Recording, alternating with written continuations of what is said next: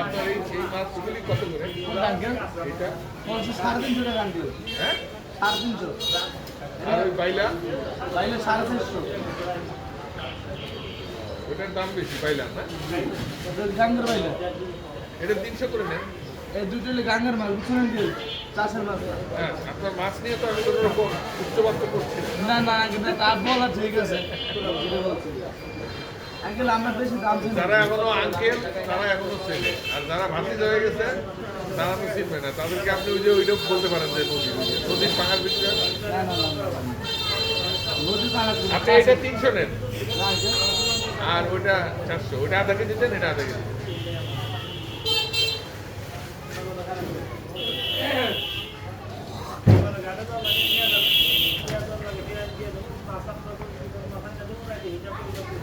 কত করে? হ্যাঁ 280 টাকা কেজি দেবো।